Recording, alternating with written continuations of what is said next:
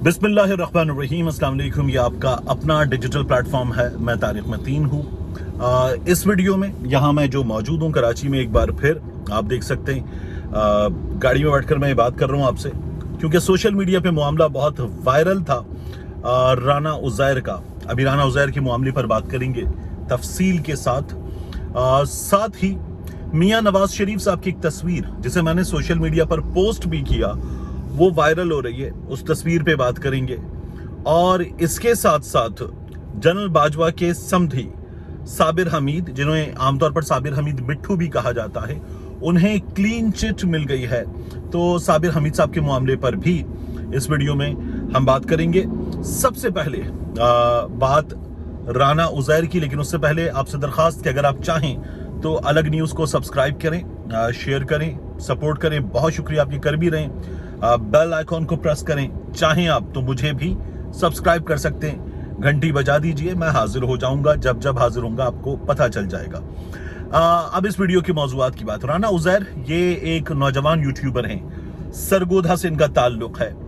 आज सुबह जब मैं सोकर उठा तो मुझे अंदाजा हुआ कि राना उज़ैर जो हैं वो अब गिरफ्तार हुए हैं, लापता हुए हैं, अगवा हुए हैं। हर तरह की बात इस बारे में की जा रही है, लेकिन अगेन वही एक पैमाना कि अगर कोई शख्स गिरफ्तार हुआ है तो उसमें कानून नाफिज करने वाला इदारा होगा, उसकी गिरफ्तारी के वारंट होंगे, पता होगा कहाँ गया है, किस जगह गया है, और उसे किसी भी कॉम्पिटेंट अथॉरिटी के सामने 24 घंटे के अंदर, आमतौर पर यह अदालत होती है, पेश किया जाएगा तो ये गिरफ्तारी होगी। वगरना ऐसी चीज को गिरफ्तारी आमतौर पर नहीं कहा जाता। ये इस मामले में साफ बात है। तो राना उज़ैर जो हैं वो सरगोधा में अपने घर से लापता हुए। पता ये चला कि उनके वालिद भी साथ में लापता हुए हैं। तशवीशनाक सूरत हाल है, उनकी फैमिली बहुत परेशान। उनकी वालदा के बारे में इत्तलात आ रही हैं कि रो रो के वो हलकान हो चुकी हैं। अब जो भी मामला हो, तो होना ये चाहिए कि एक तो गिरफ्तारी हो, उन्हें कोर्ट ऑफ लॉ में पेश किया जाए, उनके खिलाफ जो भी मामला है उस मामले की तमाम चीजें हमारे सामने आनी चाहिए, वगरना ऐसी किसी भी चीज को गिरफ्तारी नहीं कहा जा सकता। एक बात। दूसरा, राना उज़ैर का एक क्लिप सोशल मीडिया पर वायरल हो रहा है। उस क्लिप में वो ये कह रहे हैं कि अफवाजे पाकिस्तान की क़यादत में, अस्करी क़यादत में आपस में शदीद इख्तिलाफात हैं, बात सियासी मामलात के हवाले से, और इनमें से कुछ चीज़ों का ताल्लुक मियाँ नवाज शरीफ की वापसी से और मौजूदा और आने वाले सियासी सेटअप से है। ये क्लिप उनका वायरल हो रहा है। इस क्लिप के हवाले से बात हो रही है। तो दोबारा मैंने सोशल मीडिया पर भी इसको पोस्ट करते हुए कहा कि जो भी हो, इन्हें कानून के दायरे में लाया जाना चाहिए, वगरना कयास आराइयां और बढ़ती हैं जिस तरह से बढ़ रही हैं। ये क्लिप भी वायरल हो रहा है। तो हमारे कुछ दोस्तों ने, जैसे इकरारुल हसन से मेरी यूट्यूब पर बात, ट्विटर पे बात हुई थी, माफ कीजिएगा, तो इकरार ने कहा कि पीटीआई के हामी राना उज़ैर यूट्यूबर वो लापता हो गए हैं, उन्हें कानून के दायरे में लाया जाए। इतनी बात इकरार की, बिल्कुल दुरुस्त बात है कि कानून के दायरे में लाया जाए, यही बात मैं आपसे करता हूं। लेकिन ये जो जुमला था पीटीआई के हामी यूट्यूबर, तो मैंने इकरार से सवाल किया, मैंने कहा ये हम ज्यादती करते हैं जो हमने कह दिया पीटीआई के हामी यूट्यूबर। क्या हम ये कह सकते हैं कि नून लीग के हामी मुजीबुर रहमान शामी?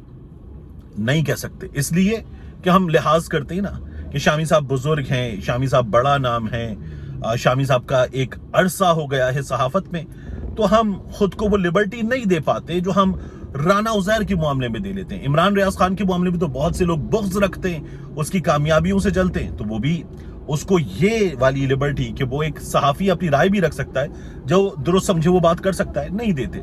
मैंने क्या हम इफ्तिखार साहब के लिए कह सकते हैं कि वो एक बेशर्म आदमी है, जिन्होंने ये कहा था कामरान शाहिद के प्रोग्राम में, ऑन रिकॉर्ड जब बात हुई कि एक सहाफ़ी कत्ल हो, तो अरशद शरीफ के बारे में उन्होंने कहा पाकिस्तान में नहीं हुआ, चलो चलो आगे चलो। तो क्या हम इस बयान पे उनको बेशर्म कह सकते हैं खुलेआम सोशल मीडिया पे? मैंने कहा हम नहीं कहेंगे, क्योंकि हम अगेन लिहाज कर जाएंगे। बाकी कोई होगा तो हम कहेंगे यूथिया है, लिफाफा है, पीटीआई का हामी है। तो मैंने कहा एक तो हमें इस चीज से निकलने की जरूरत है। राना उज़ैर के मामले में जो पता चल रहा है, वो जितना पता चला है उतना है, उसे गिरफ्तारी तो नहीं कहा जा सकता, कानून के दायरे में लाया जाए। क्या पाक फौज पर तनकीद की जा सकती है या नहीं? तो मैं पहले भी अपनी राय आपके सामने रख चुका हूं कि आप तनकीद कर सकते हैं किसी भी चीज पर, और सिर्फ फौज पर क्या, आप किसी भी इदारे पर तनकीद कर सकते हैं, बट वो कानून के दायरे में होगी। आप तज़हीक नहीं कर सकते। और फौज की क्या, आप किसी की भी तज़हीक नहीं कर सकते, किसी इंडिविजुअल की भी नहीं, फौज की नहीं, वापडा की नहीं, पुलिस की नहीं, ये सब अपना अपना काम करते हैं, अपने फराइज अंजाम देते हैं, तो इनकी भी तज़हीक नहीं कर सकते। तज़हीक किसी की नहीं की जा सकती। और बाज़ हवालों से हमें आईन हमारा पाबंद करता है, तो उसकी पाबंदी भी ज़रूरी है।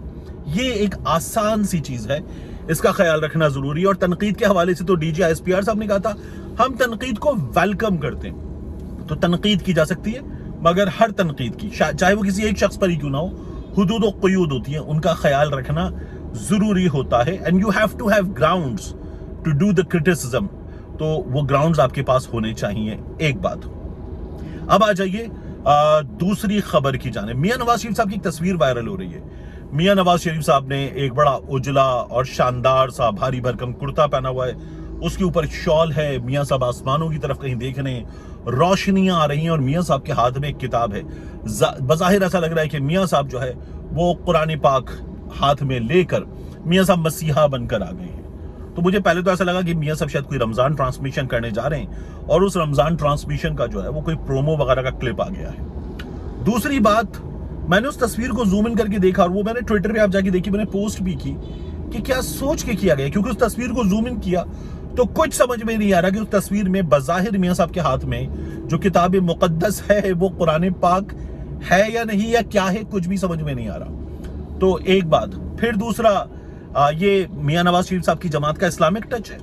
इस्लामिक टच को तो आप बना करते हैं पॉलिटिक्स में, आप लोग तो बाकायदा मजाक उड़ाते हैं। अभी तो जलसे में आकर मियां नवाज शरीफ साहब ने बाकायदा तकरीर करते हुए कहा था कि तस्बीह मेरे पास भी है, तस्बीह मैं भी फेरता हूं, दुरूद इब्राहिमी आप पढ़ें, 10 बार पढ़ें, 20 बार पढ़ें, 100 बार पढ़ें, जरूर पढ़ें, लेकिन तस्बीह फेरें तो वो अकेले में फेरें, दिखावे के लिए मत फेरें। यानी वो इमरान खान साहब पे मियां नवाज शरीफ साहब मजाक उड़ाने के लिए ये बात कर रहे थे।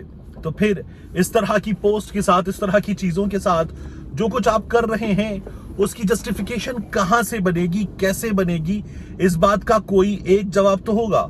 तो वो जवाब भी दे दीजिए कि ये कैसे मुमकिन है कि आप ये काम कर सकते हैं।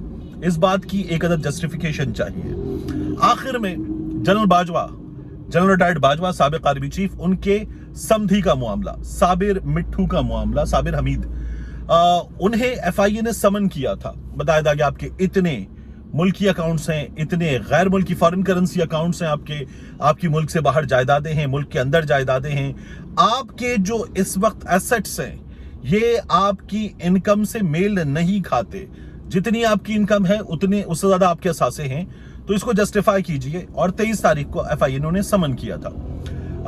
तब अजहर सिद्दीक एडवोकेट साहब ने ये कहा था कि घबराने की, परेशान होने की जरूरत नहीं है, क्लीन चिट देना जो है वो मकसद है। और अब हमें नजर क्या आ रहा है कि जनरल बाजवा साहब के समधी साहब को क्लीन चिट दी जा रही है, ये नजर आ रहा है। और FIA ने क्लीन चिट दे भी दी। उन्होंने ये कहा कि हमने बुलाया था, उन्होंने तमाम डॉक्यूमेंट्स दे दिए, अपनी मुल्क में बैरून मुल्क जायदादों के सबूत दे दिए, तमाम चीजें दे दी, बता दिया कि उनके पास जो कुछ है वो कैसे है वो एक और फिर जियो ने इसको रिपोर्ट किया, जंग ने इसको रिपोर्ट किया कि तमाम चीजें साबित कर दी, पेश हुए, पेशी के बाद उन्होंने बता दिया कि उनके पास जो कुछ है वो कैसे है, किस तरह से है। और जनरल बाजवा जो हैं उनके हवाले से उन्होंने ये कहा कि जनरल बाजवा के पास अगर इस वक्त असासे हैं, जो फैक्ट फोकस ने कहा था उनके समधी के पास असासे हैं, तो वो किस तरह से आए हैं ये इन लोगों ने हमें बता दिया। जाहिर है कि फैक्ट फोकस ने कहा था बाजवा साहब के आर्मी चीफ बनने के बाद उनके करीबी लोगों के असासों में बेतहाशा इजाफा हुआ। अब FIA ने तलब किया था और FIA ने कहा कि उन्होंने ऑफशोर कंपनीज के जायदादों के, यानी कि मनकूला जायदादें जो ट्रांसफरेबल होती हैं, मूवेबल होती हैं, इमूवेबल होती हैं, सबके सबूत दे दिए हैं, मुतमईन कर दिया है।